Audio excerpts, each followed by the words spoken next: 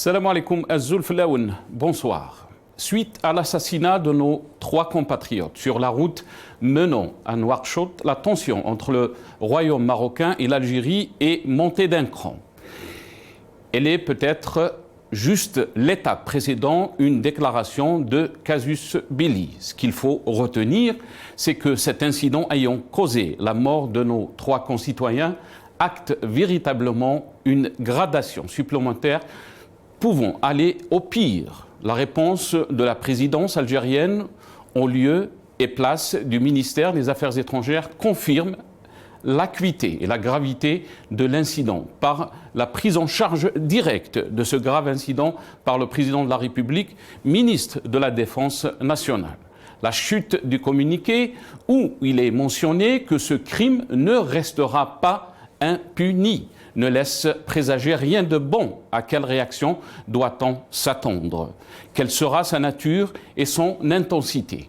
Il est utile de rappeler que le ministre espagnol des Affaires étrangères, malgré le refroidissement de la relation avec le Royaume du Maroc, a appelé à une désescalade suivie de celle du secrétaire général de l'ONU, appelant aussi à la retenue et à la raison. Il est vrai qu'une guerre ouverte entre les 2 pays n'est pas envisageable. Cependant, la raison doit l'emporter, vu l'état de pourrissement des relations entre l'Algérie et le Maroc. Les plus grands perdants seront d'abord les 2 peuples, sans compter, par effet dominant, l'effondrement de tous les États d'Afrique du Nord.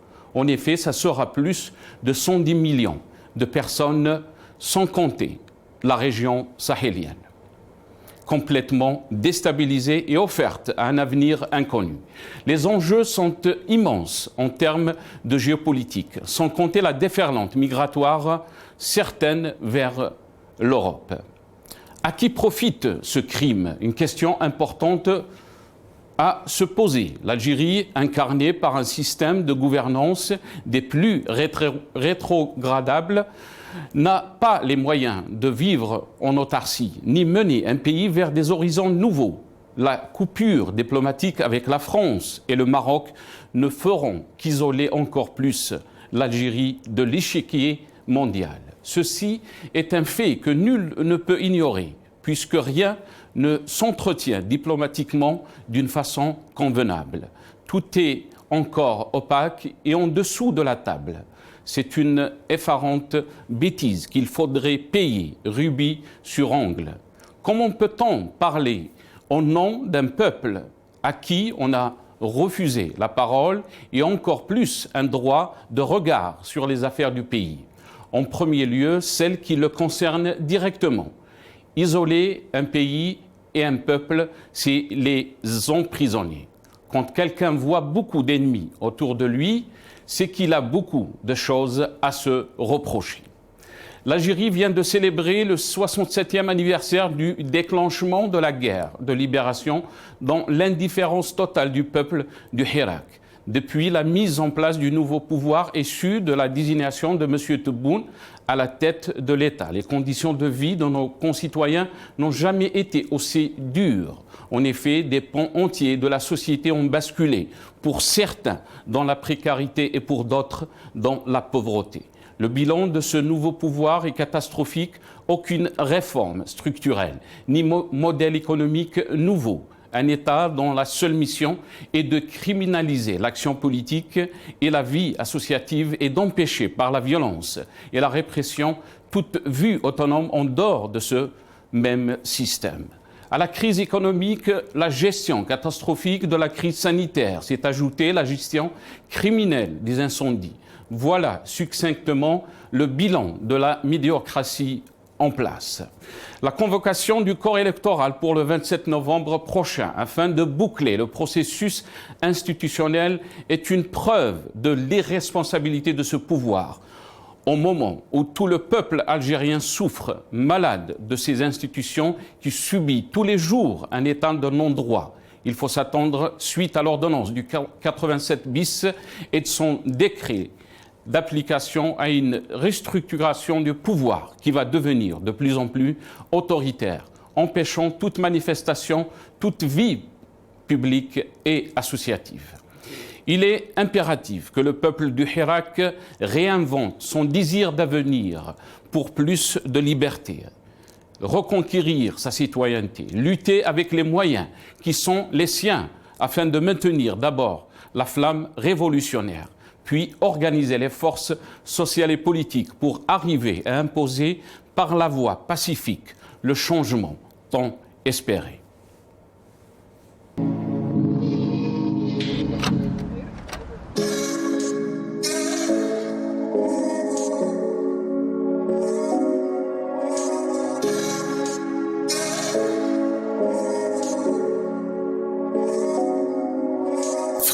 روحي في غربة بيا زعفة ولا وش سبا وين الشمس اللي كنت منها نتخبى الوقت هنا يفوت يطير الغاشي ماشي tout le monde est fâché j'ai failli lâcher mes mains attachées le cœur s'est taché soleil s'est caché دوبري دان لا غريزاي برد هنا يطول وانا قلبي حديد نبدا من الاول ما يفهمونيش بصح نكمل على فاي غوكنس لا غوبل ماني ماني ماني ça parle aux effets la monnaie on a fait là c'est ce qui résonnait si je pouvais parler à mon père si je pouvais parler à papa qui نخاف ونتوحش la papa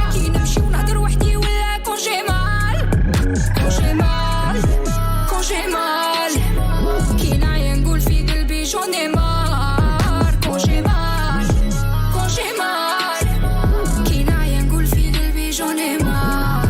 Décalage horaire, ouais ça fait peur. J'suis dans le game, ouais ouais ouais, y'en a qui pleurent. Décalage horaire, ouais ça fait peur. J'suis dans le game, ouais ouais ouais, y'en a qui pleurent.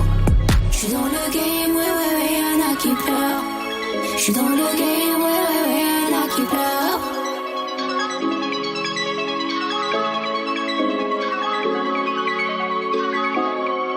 Allô مغنية allô سطوالي allô l'Algérie big up ta maison كشبه يلا ولا كي البارح كي غدوة سيرية طويلة j'pèse mes choix j'mange pas mes mots il me donne la nausée j'vomis du feu c'est la vie qui veut c'est ça le jeu داروها بينا ça va mal mon vieux وفا l'Algérie ما قدرتش نجري ما في on stand by ليامي تجري j'suis dans le game اخويا j'suis pas ton ennemi ديكالاج عياني قلبي يكتب وانا نغني j'suis dans le game اخويا j'suis pas ton ennemi ديتوكس على برودي معلم وراجع تغني ديكالاج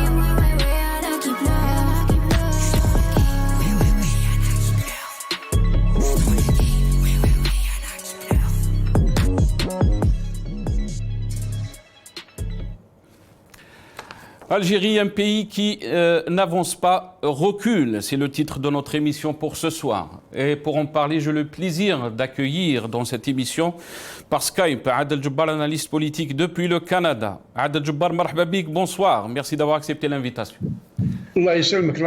Merci beaucoup pour l'invitation. C'est toujours un plaisir d'être avec vous. Juste une petite correction pour votre titre. Celui qui n'avance pas ne recule pas, il coule. Et nous sommes en train de couler.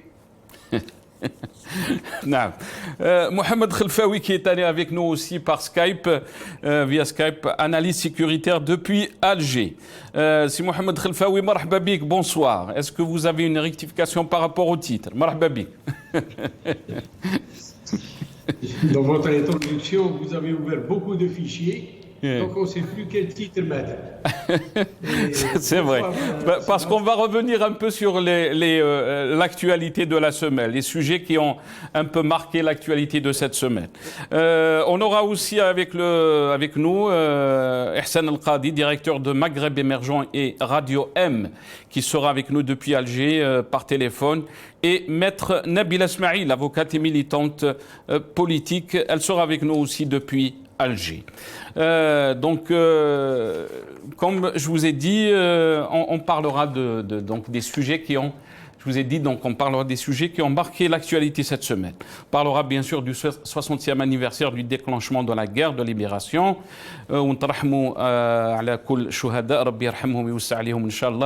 De quelle Algérie parle-t-on 67 ans après? Le Hirak, dans ses revendications, mentionne Al-Istiqlal. Qu'est-ce que cela veut dire? 3 Algériens tués dans un bombardement attribué au Maroc. À qui profite ce crime? On va revenir aussi sur le communiqué de la présidence. Quelle lecture peut-on faire de ce communiqué?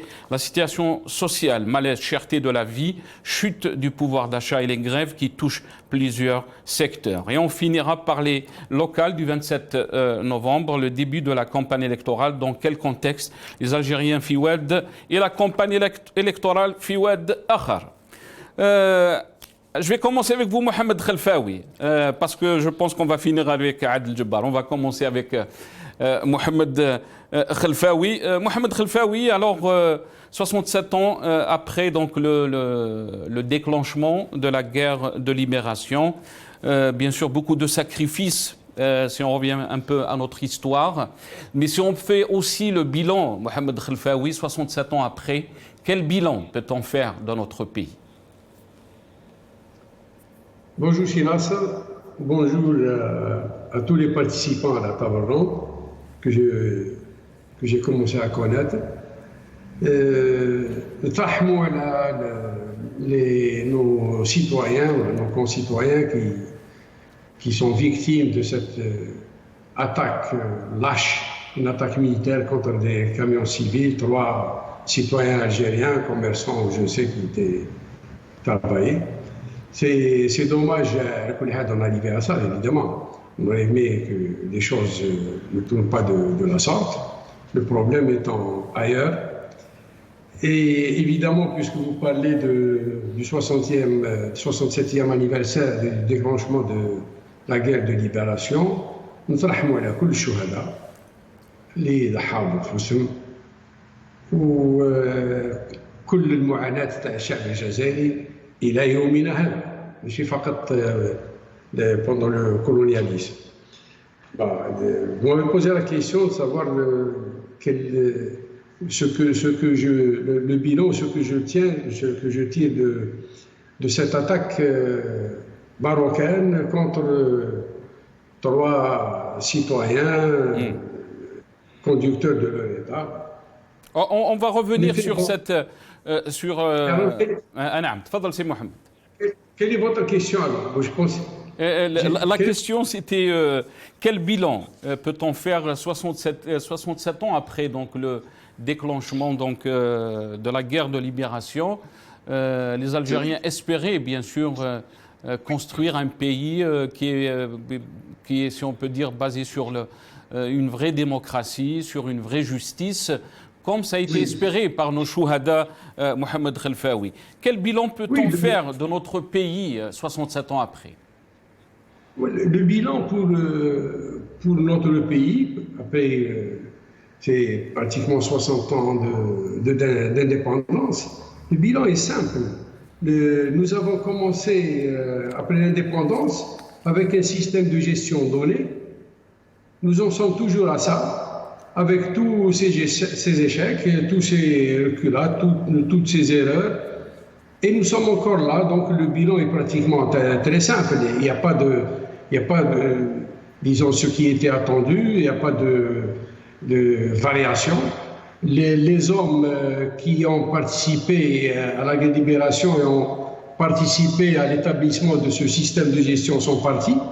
Voilà, les héritiers continuent dans ce système de gestion alors qu'ils sont interpellés quelque part pour revoir, se donner une légitimité, revoir eux qui ont vécu en tant qu'étudiants, en tant qu'enseignants ou en tant que cadre de la vie politique et économique. Normalement, ils ont vécu tout ce qu'a vécu le peuple et ont tiré les conclusions que nous avons tirées nous-mêmes. Et donc, ils ont beaucoup de données qui, normalement, devraient plutôt les pousser vers le changement. Parce que, et je le dis très souvent, il faut lire l'histoire du pouvoir algérien et elle est simple, voir que depuis le début jusqu'à la fin, tous les présidents qui se sont succédés ont eux-mêmes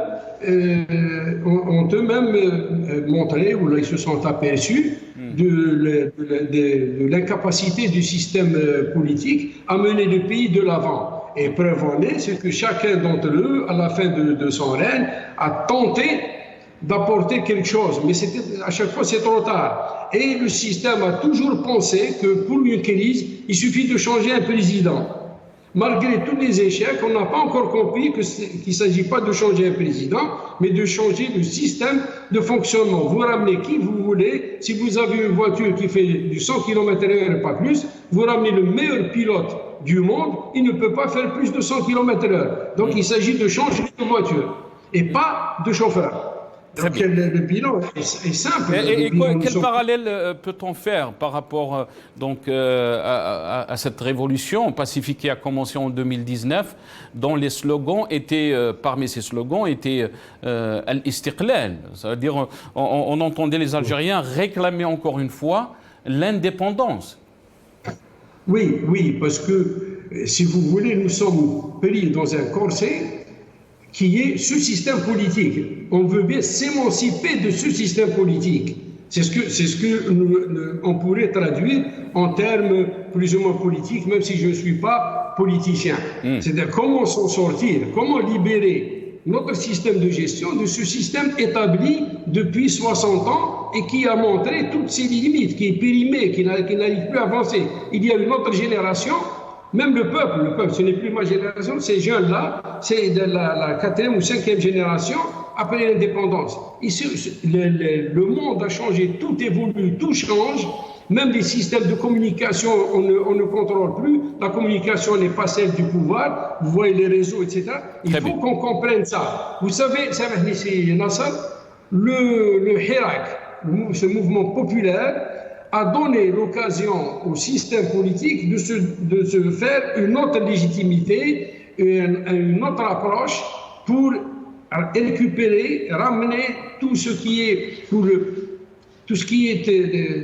pour simplifier, ramener le peuple autour de lui. Le Hirak était une solution. Le Hirak est toujours une solution pour ce qui nous arrive avec le Maroc.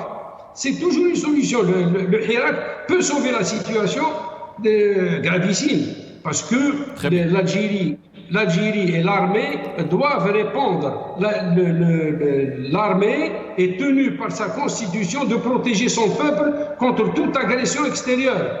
Et voilà que le Hirak est là. Profitons pour utiliser le Hirak et dépasser ce niveau, ou alors se soutenir avec toutes nos forces, pour justement faire échec à ces tentatives d'ouverture d'hostilité venant de toutes parts. Très bien, restez avec nous. Mohamed Khelfaoui, la question est à vous, Adel Djebbar. Alors, 67e anniversaire du déclenchement de la guerre de libération. Quel bilan peut-on faire 67 ans après Adel Djebbar, sachant qu'en 2019, il y a eu un soulèvement pacifique du peuple algérien pour réclamer, encore une fois, comme ça a été scandé dans les marches, Al-Istiqlal. Je vais juste compléter ce qu'a dit ici Mohamed concernant le système. Changer le système, comment? La question est très simple et la réponse est beaucoup plus simple que ça. C'est une question de volonté politique. Tant et aussi longtemps que c'est l'armée, l'oligarchie militaire dictatoriale qui a pris en étau ce pays-là depuis 1962 et qui ne comprend pas, qui n'ont absolument aucune capacité, ni compétence, ni technique, ni savoir, ni connaissance pour diriger un pays, et tant qu'ils sont là, rien ne changera. On peut aller au paradis, recruter des prophètes, vous les mettez sous Shangri-La, ils vont échouer. C'est aussi simple que ça. Maintenant, en termes de bilan, le bilan est catastrophique. 67 ans après le déclenchement de la Révolution, nous nous retrouvons en train de discuter au XXIe siècle de la pénurie de la pomme de terre, de l'huile, du lait, de la semoule, de la farine, etc. C'est un échec latent de ce système-là, de ces régimes-là et de ce pouvoir-là. Ça veut dire que nous sommes devenus des incapables, avec une impossibilité quasi technique de produire de la pomme de terre, de la distribuer, de la rendre disponible au sein d'un marché. C'est quand même terrible, alors que les gens sont en train de coloniser le ciel aujourd'hui. Donc, en termes de bilan, il n'y a pas de bilan. Moi, j'ai toujours dit qu'en 62, il y a eu un transfert du bail de colonisation. Nous avons fini avec un colon étranger. Les troupes qui étaient en pyjama à Hardimao et à Oujda sont rentrées pour nous coloniser encore à nouveau. Et c'est pourquoi, depuis 62, les Algériens sont sortis. Ils sont sortis le 22 février 2019 et les années qui ont suivi pour qu'il y ait istiqlal, parce que nous sentons réellement que nous sommes sous occupation. Ça, c'est clair. C'est ça le sentiment profond du citoyen algérien. Il est occupé, il est harcelé, il est poursuivi, il est pourchassé. Il n'a aucune liberté dans ce pays. L'Algérie, il n'y a pas, pour moi, 240 ou 250 ou 300 prisonniers d'opinion. Il y a 40 millions d'Algériens qui sont incarcérés, qui ne peuvent pas se prononcer, émettre une opinion politique et dire librement ce qu'ils pensent et ce qu'ils ressentent.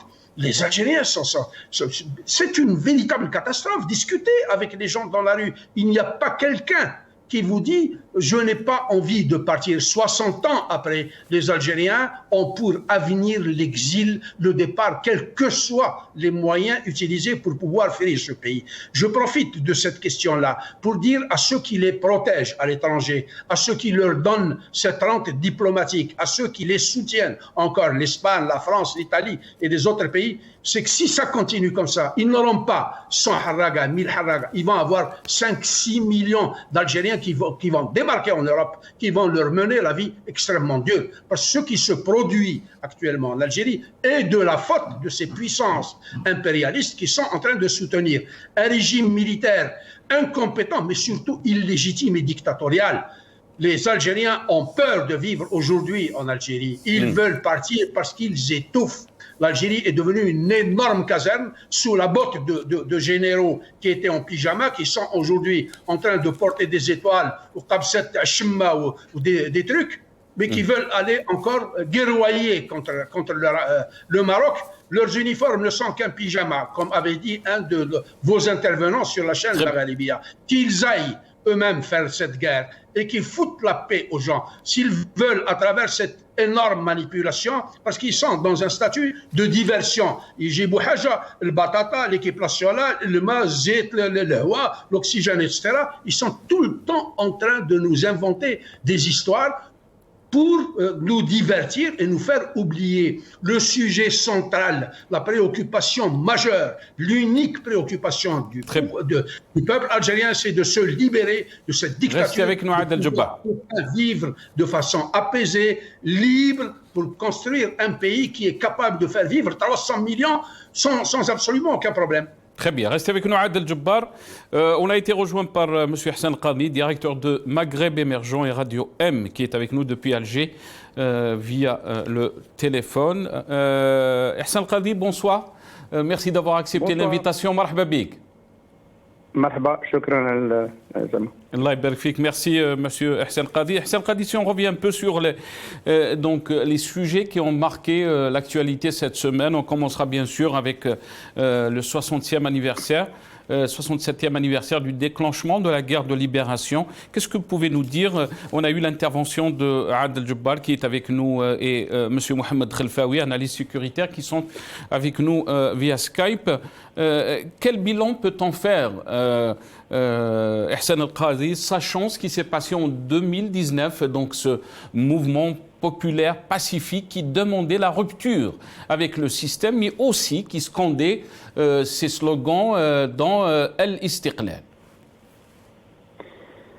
Oui, on pouvait ne pas penser au 1er novembre 2019, ce dernier 1er novembre extrêmement triste en Algérie. Le 1er novembre 2019, c'était le moment fort de la campagne pour éviter de s'enfermer dans une élection présidentielle qui n'allait pas régler le problème politique de l'après-Bouteflika.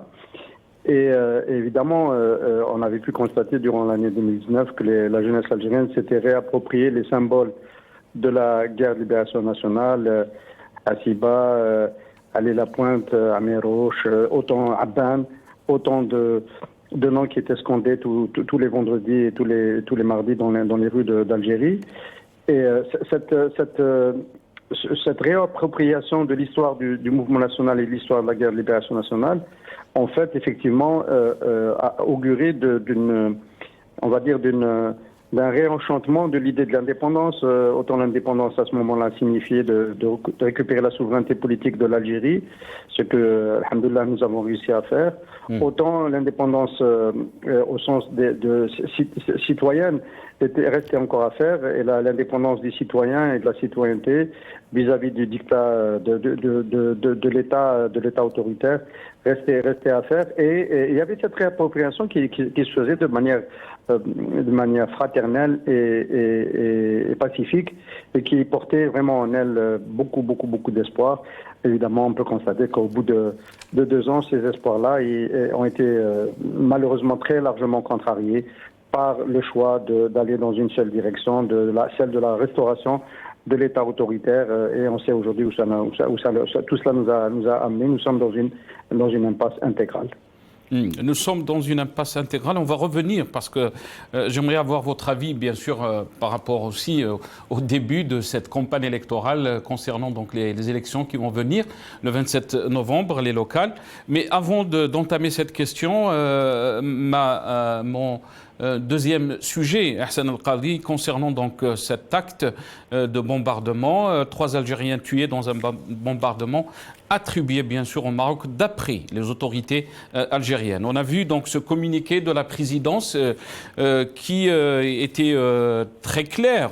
Donc les 3 victimes innocentes de cet acte de terrorisme d'État rejoignent en ce glorieux jour du 1er novembre les martyrs de la libération nationale qui font de l'Algérie nouvelle la citadelle des valeurs et des principes de son histoire éternelle. Leur assassinat ne restera pas impuni, affirme la même source.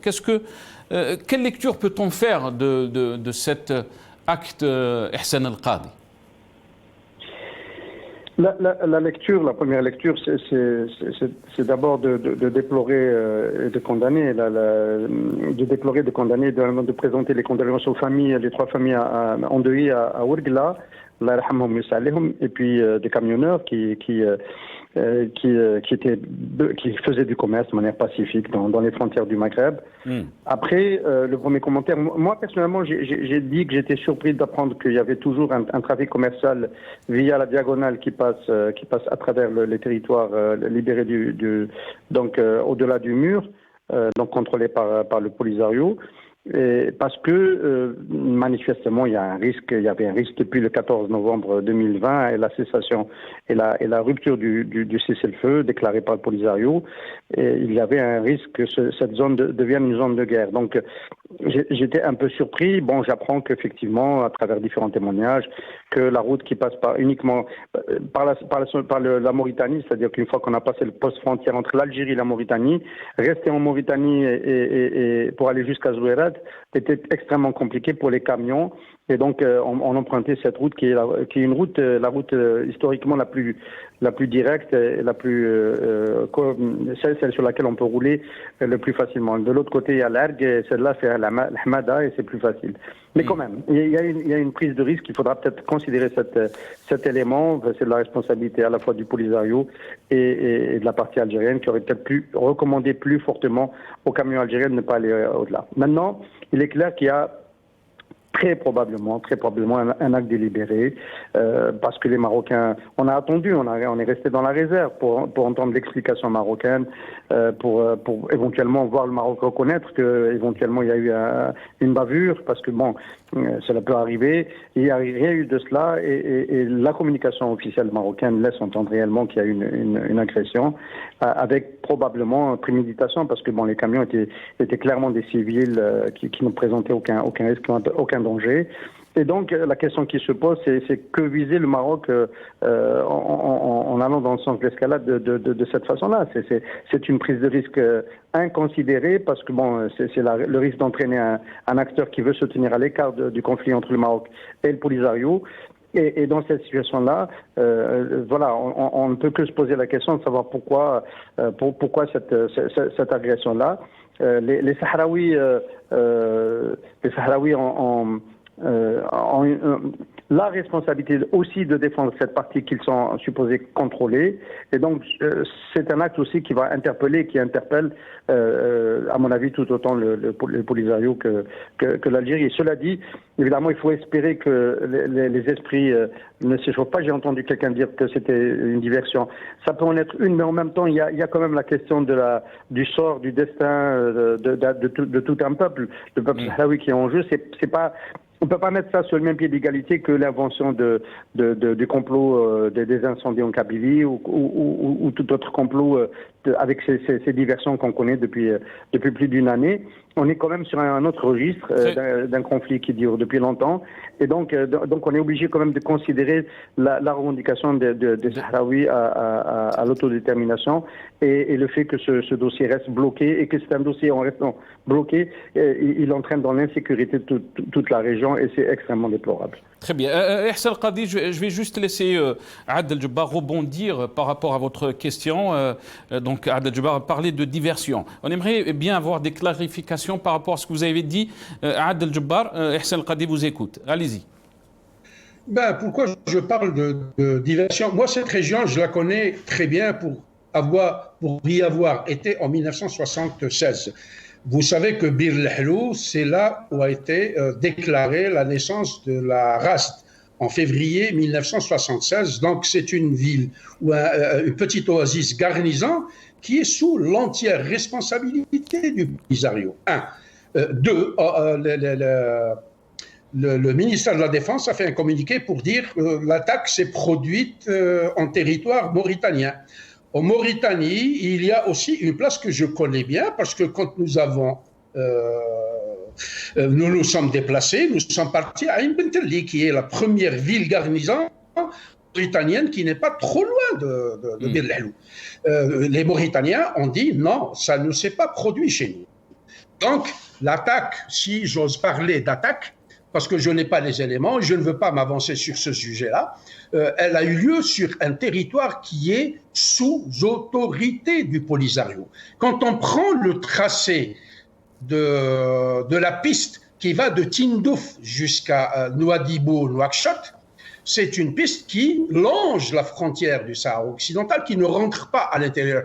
Ma question, la première que je pose, que faisaient ces camions en territoire sahraoui? 1. 2. Quand on voit l'état des camions, ça ne semble pas avoir été pulvérisé par un missile de drone, parce que sinon ils les auraient calcinés, ils les auraient écrabouillés.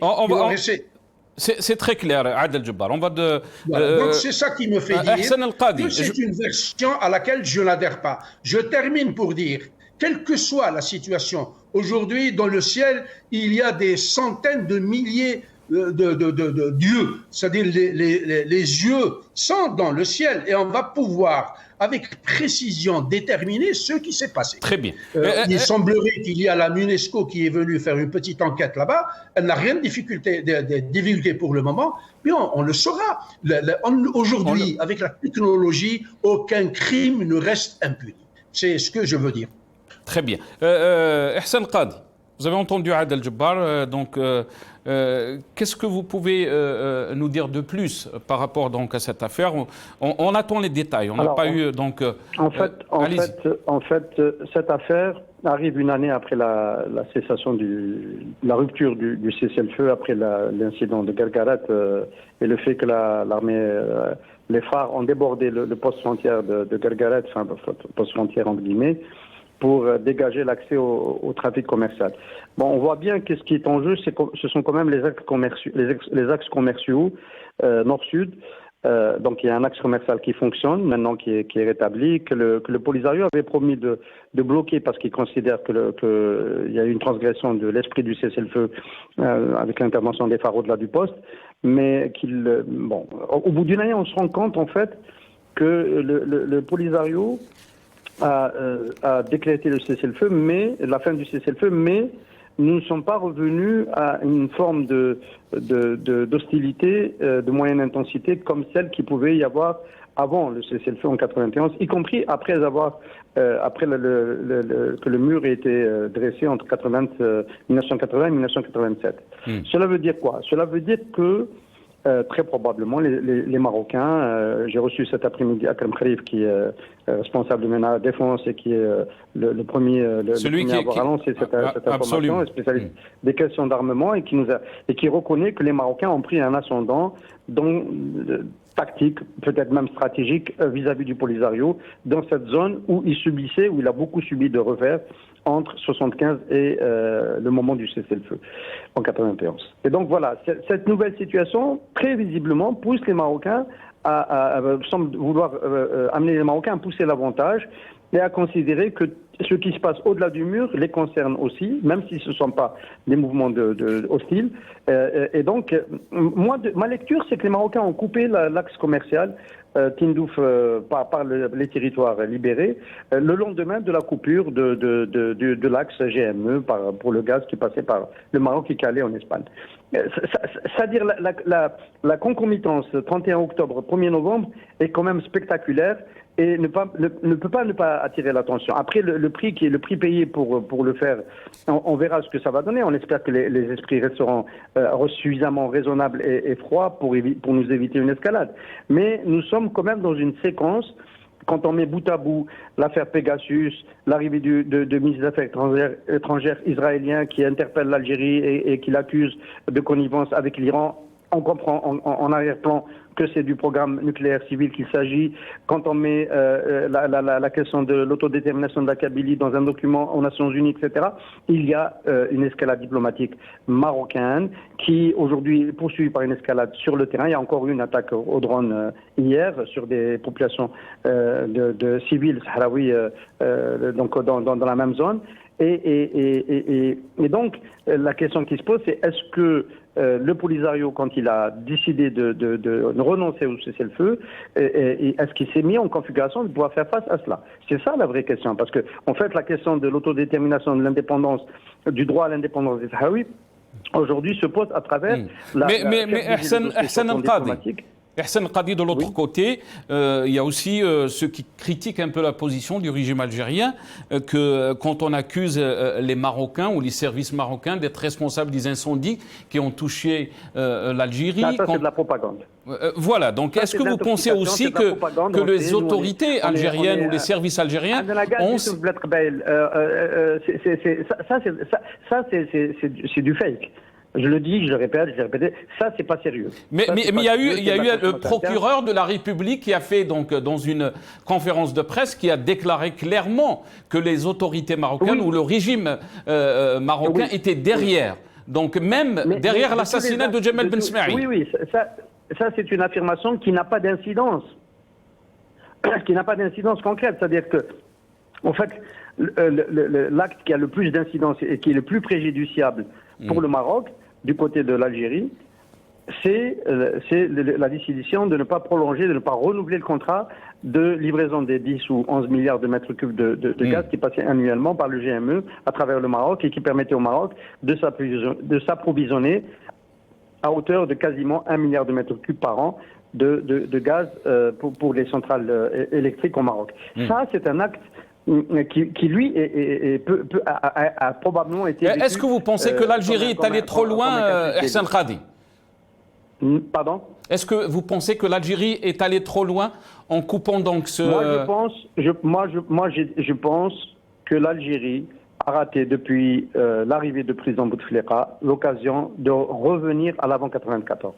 Je pense que l'Algérie a dû rouvrir les frontières quand les consulats, quand le Maroc a levé son obligation de visa, rouvrir la frontière, relancer le commerce, relancer les investissements croisés, permettre aux populations de se fréquenter, aux touristes de circuler entre les deux pays, renforcer à l'échelle de tout le Maghreb, reprendre la construction du mât, revenir à l'esprit de février 89 de Zeralda, puis de Marrakech, et faire en sorte que la question du Sahara occidental soit réglée dans le cadre des Nations Unies avec plus peut-être de possibilité de l'intégrer dans une solution maghrébine. C'est un grand projet qui peut s'étaler sur plusieurs décennies. Le président Bouteflika n'a pas eu cette ambition, n'a pas eu cette vision, c'est un pièce tacticien qui réfléchissait uniquement à renouveler son pouvoir. Et ça, stratégiquement, c'est la sortie par le haut. L'autre sortie, c'est celle de Boumediene, c'est celle que Boumediene et Chadli ont exercée. C'est d'armer le Polisario et de créer un rapport de force sur place pour que le Maroc négocie avec le Polisario. Il y a deux grandes options. Bouteflika est resté entre les deux.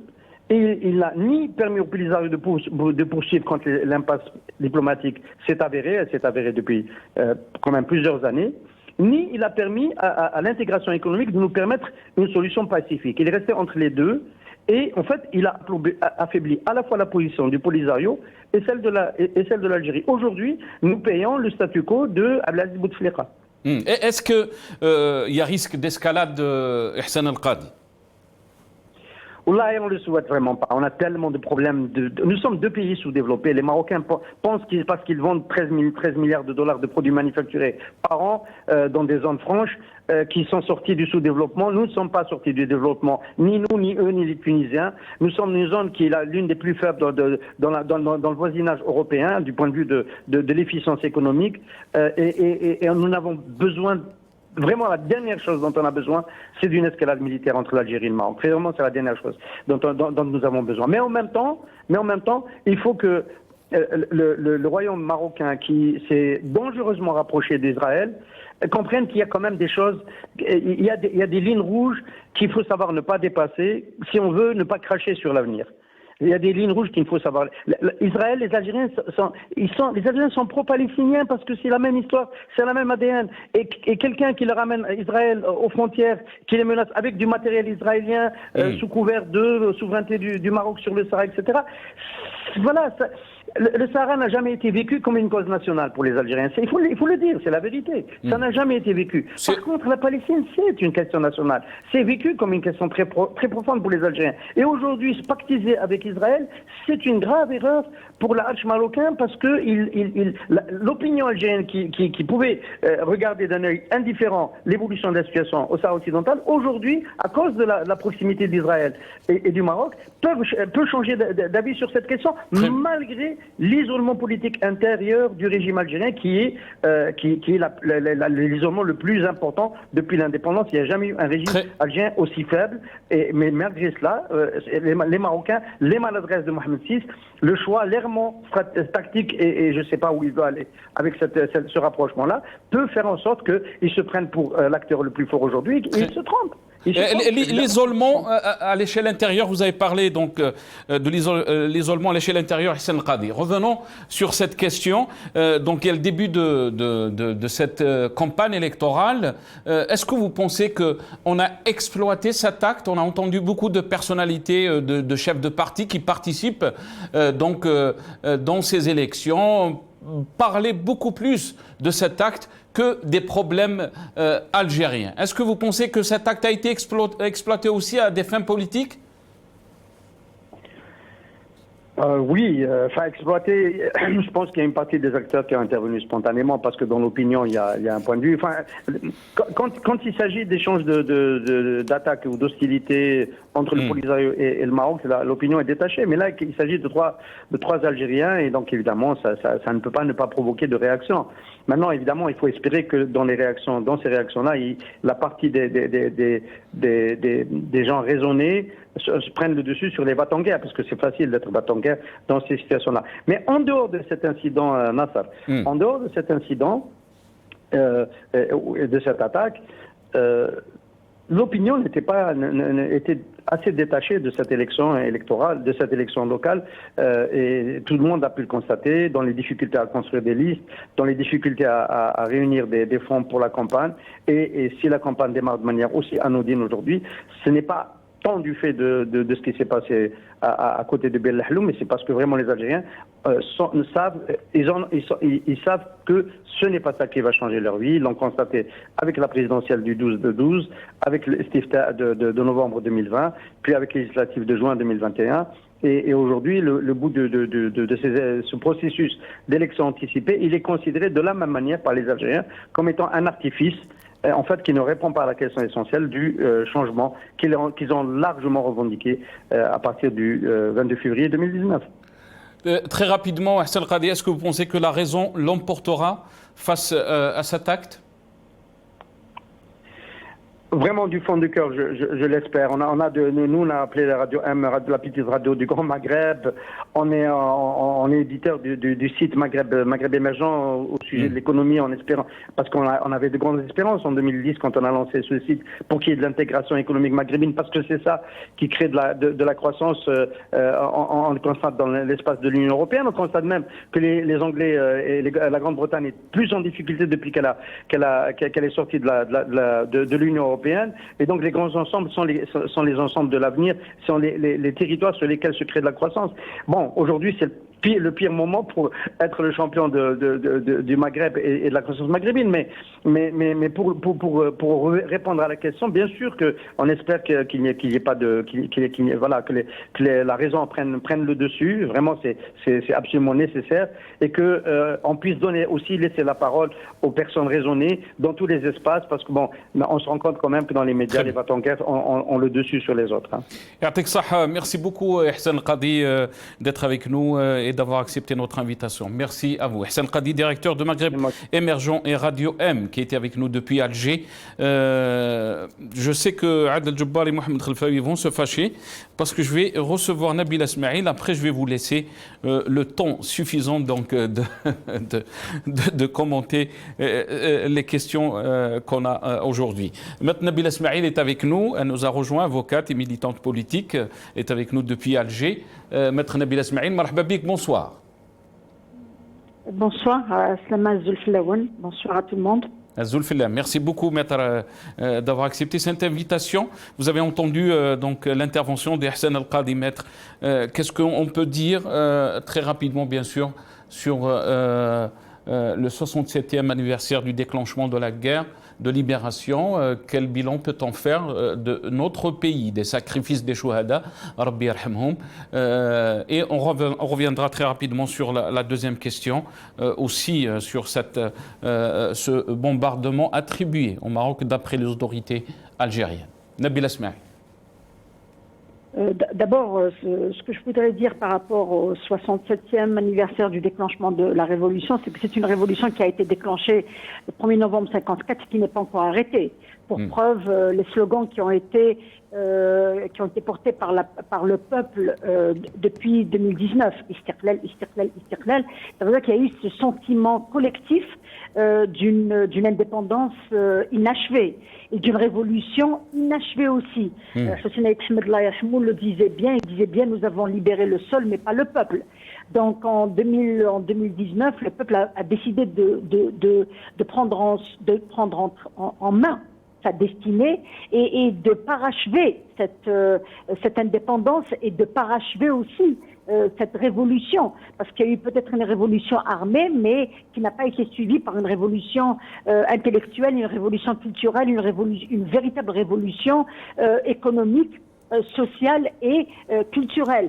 En cette occasion, je ne passerai pas cette occasion sans rendre hommage à Amel Khadr Bourgaar, qui, ça fait une année, avant-hier, ça faisait une année depuis qu'il nous avait quittés, où depuis le déclenchement de la révolution pacifique du 22 février 2019, il n'arrêtait pas de dire ne ratez pas cette occasion, donc Bourgaar, qui a été l'acteur de ces trois révolutions, a demandé aux jeunes de ne pas abandonner et de ne pas se laisser confisquer leur révolution et probablement leur véritable indépendance. Donc moi, ce qui m'a marqué ce 1er novembre, c'est qu'il y a eu comme un climat de tristesse, il y a eu comme un climat de colère, un sentiment de trahison quelque part, parce que c'est comme si les Algériens avaient ce sentiment qu'avaient eu ceux qui ont fait 54-62. L'armée des frontières a confisqué l'indépendance avec l'armée de Oujda, avec l'armée des frontières. Donc il y a eu ce sentiment. Quand je vous dis que le 1er novembre 2021, des jeunes Algériens qui sont sortis pour pour fêter cette journée-là et qui avaient l'emblème national sur le dos ont été embarqués. Ils ont été embarqués, ils ont fait l'objet d'une comparution immédiate le lendemain devant le tribunal. Donc, je ne sais pas dans quel esprit, comment peut-on continuer à user de ces dates symboliques pour continuer à écraser le peuple, et comme si on lui disait tu n'es pas sorti de l'auberge, tu t'es débarrassé des Français mais pas de nous. Donc il y a ce sentiment d'être toujours sous une emprise qui empêche le peuple algérien de sentir réellement qu'il est libre, qu'il est dans son pays. Parce que écoutez, quand on voit tous ces milliers d'Algériens qui quittent le territoire algérien pour partir mourir ou aller à l'aventure, je crois que là, il y a un sentiment vraiment d'une indépendance inachevée et d'une révolution détournée. Donc, il ne faut pas qu'on se leurre, il ne faut pas qu'on soit comme ceux qui sont en train d'utiliser ce fâcheux incident sur les frontières pour lancer une campagne électorale qui n'attire absolument personne. Il ne faut pas être hypocrite, il ne faut pas trahir l'histoire, il ne faut pas se mentir. Je pense que le peuple a assez avalé de couleuvres sous une couverture de nationalisme, un nationalisme qu'on distribue comme ça, comme on veut, alors que le nationalisme n'appartient à personne. Il n'appartient à personne. Alors moi, je حبيت نقول باللي les Algériens عياو كرهوا قال لك 1er novembre ou pas 1er novembre خدعونا وداو كلش. Et ça fait mal. Ça fait mal quand vous vous prenez dans la rue et que les gens vous reconnaissent et qui vous interpellent pour vous dire ودوك كيفاش chaque fois نوضوا يسرقوا لنا هذا لو ريف وهذا الصوره. C'est difficile de convaincre tout le monde pour leur dire que il s'agit d'une révolution. Et une révolution, il faut lui donner le temps. Je vais vous rendre la parole très rapidement, Maître Nabil Esmaïl, parce que vous avez parlé d'élections et j'aimerais vous faire écouter aussi à vous trois, pas seulement à vous, Nabil Esmaïl, à Mohamed Khelfaoui et Adel Djebbar, ce qu'a déclaré donc Mohamed Chorfi, le président de l'ANI, donc ce qu'a déclaré par rapport à ces élections locales qui vont se dérouler donc le 27 novembre prochain. On l'écoute et je reviens à vous. قانون في حد ذاته يعني يفرض على الإدارات العمومية توفير كل الإمكانيات، وما كان قبل إحداث السلطة الوطنية ما كان مسخر للانتخابات سيحول تلقائيا بقوة القانون إلى السلطة الوطنية المستقلة للانتخابات. السلطة الوطنية المستقلة راهي وصلت إلى مستوى الرقمنة يسمح لها باش يعني ما كان في الربوي يطلب 10 ايام وشهر، السلطه قادره ديروا في 48 ساعه. ما تخونوش الامانه نتاع الشهداء، ادنى شيء كلنا مثل لازم نقوموا بما هو في امكاننا لابعاد المال الفاسد وابعاد يعني التاثير على الاختيار الحر للشعب. هذه الامانه، هذا هو الهدف الوحيد، الأمانة الحفاظ على حرية اختيار الشعب. قوة الشعوب الآن هي في حرية اختيارها لمن يتولى. Nabil Esmaïl, vous avez entendu donc Mohamed Chorfi, avant donc de vous faire écouter aussi ce qu'a déclaré les autres présidents de partis qui vont participer à ces élections. Mais j'aimerais avoir un commentaire, Nabil Esmaïl. Alors, le premier commentaire, c'est que moi je m'amuse quand j'entends M. Chorfi parler de... il a déclaré. Non, je commence par l'appellation de la commission. Quand il dit Lejna Intikhabat al-Mustaqilla n'est pas Mustaqilla puisqu'il a été désigné. Donc, qu'on arrête de chanter la Marseillaise dans une autre langue que dans sa langue originale. On ne peut pas parler de Mustaqilla quand on est désigné. Ça, c'est d'une. De deux, que viennent faire la mémoire des martyrs de la Révolution dans une élection locale en 2021 quand on n'arrive même pas à écouter le peuple. Alors, on parle des morts, mais on ne parle pas des vivants. Les vivants, le peuple est sorti pour dire on ne reconnaît pas l'agenda du pouvoir, on ne reconnaît pas ces élections, et la réponse a été donnée le 12-12, le 1er novembre, et tous les rendez-vous électoraux imposée par le régime. Alors maintenant, c'est quoi ça? Mais je n'ai pas compris qu'est-ce que ça vient faire ici. La volonté du peuple sera faite. Mais la volonté du peuple, vous ne la reconnaissez même pas. Vous ne reconnaissez même pas ce peuple. Vous ne reconnaissez même pas ces véritables revendications. Ça, c'est la volonté du pouvoir. Elle est en train de travailler pour le régime. Elle ne travaille pas pour le peuple. Elle est en train de parler des élections du régime et de sa clientèle. Le peuple قال لك حبط لي البطاطا نقدر نشريها. الشعب راه يقول لك فهم لي علاش القوة الضاربة elle peut pas contrôler le prix تاع الزيت. فهم لي وعلاش الدجاج راه طاير. Mais le peuple, c'est ce qu'il demande. Le peuple en 2021, quand il commence à pleuvoir, j'ai peur de mourir noyé. Ça, c'est très simple. Le peuple, يقول لك علاش درت لي المادة 87 باش تغلق لي فمي وما نهدرش. Pourquoi l'action politique est devenue une action terroriste? Mais le peuple, c'est ça qui l'intéresse. Très bien. Maître Nabila Smaïl, parce je dois donner la parole à Mohamed Khelfaoui, Adel Djebbar, restez avec nous. J'ai d'autres, bien sûr, déclarations des personnalités, des chefs de parti. Mais vous m'avez fait rigoler en disant le Djadj Rahou Tayer. C'est vrai, Rahou Tayer. Mohamed Khelfaoui, vous avez entendu محمد شرفي ما نخونوش الامانه الاختيار ما نخونوش الامانه نتاع الشهداء الاختيار الحر mais aussi la réponse de Maître Nabila Smaïl. Mohamed Khelfaoui. Oui, c'est-à-dire qu'on continue toujours dans les mêmes discours éculés, les discours de notre génération dans une autre époque avec une autre génération également, et on continue de faire croyant ou convaincu que cela porte. Ils oublient qu'ils discutent ou qu'ils s'adressent à une autre génération qui ne sait même pas, on a vu, ils sont les caméras qui passent pour demander aux jeunes c'est quoi le 1er novembre, et ils ne savent même pas ce que c'est.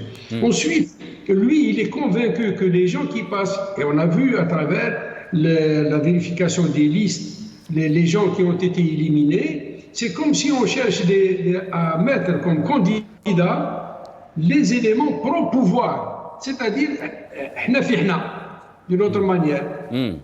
C'est pas libre, c'est-à-dire c'est pas n'importe quel Algérien, disons qui a tous les droits évidemment civiques etc. pour se présenter. C'est pas tout le monde qui est concerné par l'élection. Ceux sont concernés par ceux qui sont validés par le pouvoir, c'est-à-dire qui je sais pas, c'est-à-dire un hiérarchiste par exemple n'a pas le droit d'être porté sur une liste. Et donc ça rime à quoi? Ensuite, qu'il ne nous raconte pas de choses quand même, des élections libres, que le peuple vote ou je ne sais quoi, alors que le chef de l'État parle qui n'accorde aucune importance au taux de participation, etc. C'est-à-dire vous votez, vous ne votez pas, nous on y va, c'est la fuite en avant et c'est tout. Très bien. Adel Djebbar. Oui, moi, à chaque fois que j'entends ce genre de personnages, j'ai la nausée. Je ne les écoute vraiment jamais. Pour moi, c'était un véritable supplice. Adel Djebbar, معليش. Ce genre de litanie. Adel Djebbar. اسمح لي بس بالك ما نخلوكش برك vous allez avoir une double nausée. خلينا نسمعوا بن قرينة واش قال. Qu'est-ce qu'il a dit بن قرينة?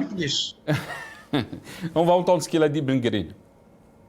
ونقف وقفة رجل واحد وامرأة واحدة عندما تمس السيادة من أي كان، خاصة وإنها تمس الآن من نظام المخزن بالاستقواء بالكيان الصهيوني وبالمستعمر الغاشم، عدو الأمس وعدو اليوم والغد. متى بقى في نظرته الاستعمارية يجب على كل الجزائريين والجزائريات أن يهبوا على كلمة واحدة خلف مؤسسات الدولة الجزائرية ودعمها من أجل تعميق أواصر الأخوة والمحبة بيننا وبين الشعب المغربي. مد يد العون للشعب المغربي المغبون، مد يد المساعدة للشعب المغربي المظلوم مد يد المساعدة للشعب المغربي الذي يحتاج نظام شعبي ديمقراطي غير مخزن ملكي.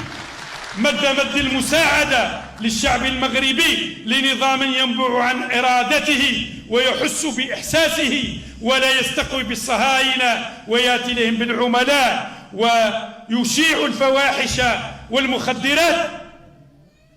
وبنفس الوقت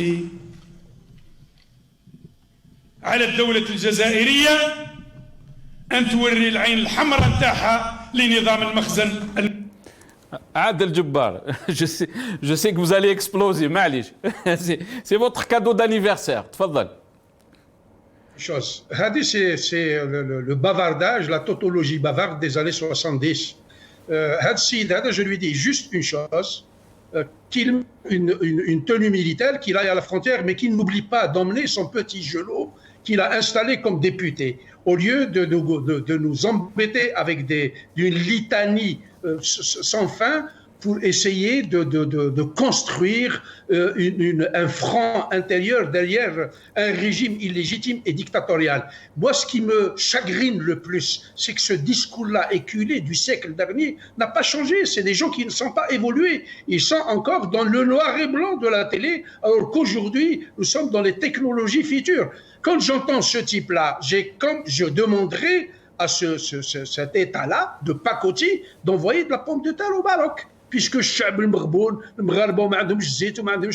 il faut aller les sauver, mais régler vos problèmes. Quand j'entends ce Chofi encore utiliser le fonds du commerce des Chouhada, 60 ans après ou 65 ans après, ça me révolte. Et je me dis, il est d'un génie extraordinaire. La première fois où les Algériens ont réellement réhabilité la révolution, les Chouhada, c'est quand ils sont sortis le 22 février 2019. Avec Kedboun. Et je pense que le régime en entier est atteint de Kedbounite. C'est-à-dire, il les a tous contaminés. Les Algériens, quand ils sont sortis, ils ont réhabilité Ali Lapointe, Ben Ramdan, Krim, tous les ténors de la révolution. Hadou, ceux qui utilisent le fonds de commerce, j'ai comme l'impression qu'ils ne fêtent pas les Chouhada. Ils vont déposer une gerbe de fleurs une fois par année, après ils rentrent chez eux. J'ai comme l'impression qu'ils fêtent l'Halloween, la fête des morts, qui est une tradition anglo-saxe. Donc, qu'ils arrêtent de nous embêter avec ça ne tient plus, cette génération est sur une autre dimension. Elle est dans la 5e dimension, pas dans la 3e. Elle ne les écoute pas. Le montage, la diversion, ils n'oseront pas parce qu'ils n'ont pas les moyens. 2, pour aller en guerre, il faut avoir un peuple derrière lui. Or, le peuple, dans son immense majorité, ne les aime pas, les déteste. Parce qu'eux-mêmes, ils détestent ce peuple. Très bien. Reste avec nous, Adel Djebbar. Reste avec nous. Il prend son fils et il va faire la guerre. Très bien. Nabil Esmaïl, maître Nabil Esmaïl, on revient un peu sur la situation que vivent les Algériens. Vous avez parlé de cette situation sociale qui est difficile, des grèves un peu partout dans le secteur sanitaire, mais aussi dans le secteur de l'éducation. On parle d'une campagne électorale. Beaucoup parlent que Cha'b rahu fi wad. La campagne électorale rahi fi wad akhar. On revient sur ce qu'on a, ce qui a été le sujet ces dernières semaines des Algériens, le prix de la pomme de terre, ce qu'a dit Tebboune. On écoute ce qu'a dit Tebboune et je reviens à vous, Nabil Esmaïl. بالإضافة إلى المضاربة. هناك سيد الرئيس لوبيات سياسية وراء المضاربة. أكيد سبحان الله. دي أمور منظمة وقسما بالله العلي اللي نحكموا من يطالب مهما كان. يندم على النهار اللي زاد فيه. إذا كان 30 سنة ما تكفيش نفوت الإعدام. كاش مشكل.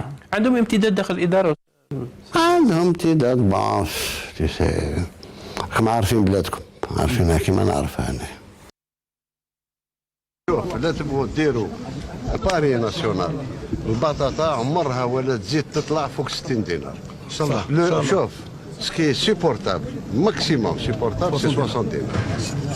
Alors, stockez ce que vous voulez, chaque fois que le marché en a besoin, mais il faut que la pomme de terre soit consommée par l'Algérien النيفو دو 60 دينار با بلوس. دريس حنا يعني نتمناو يعني بان نشاطرك في الراي تاع التعاونيات، حنا رانا لوبجيكتيف تاعنا هو التعاونيات. انا ما ندخلش في الديتاي، هذه مهنتكم ان شاء الله. مي باش نعاود نرجع للبطاطا تاع 12000 و 13000 هذه سي اناكسبتابل.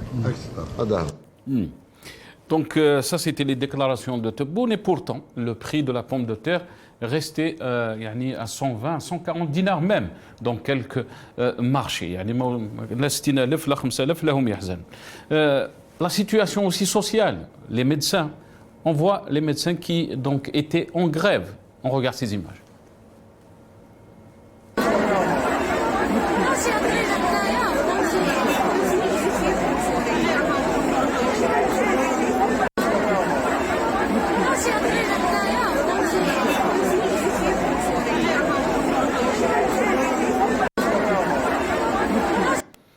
Donc ça, c'est les images des médecins qui étaient en grève.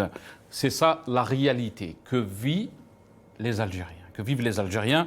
Donc, Nabil Esmaïl, j'aimerais avoir votre... qu'est-ce que vous pensez? Vous avez parlé de cette réalité qui est dure, qui est amère. Mais on est en train de préparer ces élections. Les Algériens ne sont pas concernés. D'abord, je voudrais faire une remarque, si vous me permettez. Vous avez fait passer le premier passage de M. Tebboune avec la presse. Est-ce que vous avez remarqué que quand il a dit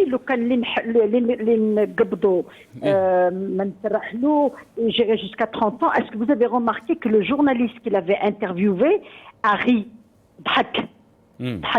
Est-ce que c'est une situation qui peut faire rire quand on menace quelqu'un de 30 ans de prison? Et est-ce que c'est sérieux de condamner la spéculation en légumes à 30 ans quand on a condamné ceux qui ont ruiné le pays à 2 ans, 3 ans? Donc je pense que le journaliste qui a ri n'a pas pu contrôler ce rire qui est sorti comme ça, qui est très révélateur. خلاو البلاد راهم قريب يخرجوا وهادو بطاطا خباها في الشومبر فخواد تاعو il ira jusqu'à 30 ans. Mais c'est pas possible. La réalité, c'est ce peuple qui peine à boucler le mois. C'est ce peuple, moi quand je l'entends dire à un journal allemand qu'il a enlevé les impôts au salaire de moins de 30 000 dinars et qu'il a augmenté le SMIC, il faudra que je mesure ça avec le prix des denrées alimentaires. Quand il a arrondi le SMIC à 20 000 au lieu de 18, il est à 20 ou à 25, je ne sais plus, parce que ça monte et ça descend. Est-ce que le marché est stable? Vous avez beau augmenter, mais quand les prix ne sont pas stables, il n'y a aucun contrôle. Vous avez une administration qui a tous les moyens. Quand Chorfi vous dit on mettra tous les moyens entre les mains de l'administration pour réussir ce rendez-vous, pourquoi il ne mettrait pas tous les moyens entre les directions du commerce pour aller chercher où est la faille, qui est en train de jouer et de faire de la spéculation. تروح عند الخضار يحكي لك على الجروسيس، تروح عند الجروسيس يحكي لك على الفلاح، تروح عند الفلاح يقول لك les engrais sont très chers, on nous aide pas, la pandémie on nous a pas remboursé. Mais c'est ça les vrais problèmes. Pourquoi c'est cher? Parce qu'il y a eu 2 ans d'arrêt d'économie, il y a eu une paralysie totale de 2 ans. Les fellahs, quand ils ont repris, leurs dettes les attendaient, il n'y avait pas d'aide de l'État. En France et en Angleterre et ailleurs, l'État a mis l'argent, a mis la main dans la poche, a sorti de l'argent pour parer aux pertes des commerçants, des agriculteurs, des éleveurs. Mais là, il n'y a rien eu. Les gens ont repris le travail avec des poches vides. Parce que tout ce qui a été mis de côté a été dépensé pendant les 2 années où le peuple n'a pas travaillé. Donc maintenant, l'aliment de bétail, يقول لك كل شيء طلع، تروح عند الفلاح يقول لك les engrais طلعوا، تروح للزريعة يقول لك البطاطا طلعت باسكو طلعت، والماء ما كاش من نسقيها من نحيها وما كاش دراهم. Donc il y a tout un circuit qui a été abandonné. Il n'y a pas il n'y a pas de politique de prévention. C'est un pouvoir qui gère au jour le jour. C'est un pouvoir qui gère uniquement le budget de l'armée, les budgets tahoum, le budget de la présidence. Il gère la répression, il gère la commission de révision du code pénal, c'est tout ce qu'il y a. Il n'y a rien d'autre. Alors maintenant, il y a une campagne électorale. Moi, j'ai les cheveux qui se dressent sur la tête quand j'entends ces candidats parler alors faire une campagne électorale sur le dos des les trois malheureuses victimes du bombardement de cette semaine. Mais quand il dit Chorfi, quand il dit Chorfi l'ikhtiyar al-hur, le choix en toute liberté, alors quand vous avez parlé des abus en termes d'arrestation, des droits de l'homme, comment peut-on choisir en toute liberté alors quand on fait juste un post en Facebook, on se retrouve en prison?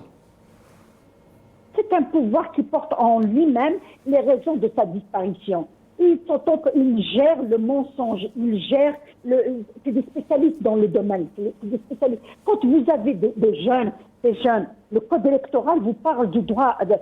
Vous êtes électeur à l'âge de 18 ans. Et 80% de ceux qui sont en prison, c'est des jeunes. C'est des jeunes. Alors vous comptabilisez ces jeunes qui sont en prison.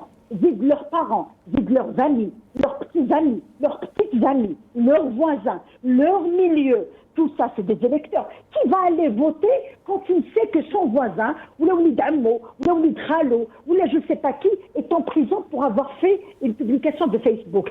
Qui va aller voter? Et puis, je vais vous dire une chose. Le pouvoir parle, ça veut dire qu'avant ceux qui sont là, qui sont apparents comme ça, qui gouvernent, il n'y avait pas d'Algérie. Donc,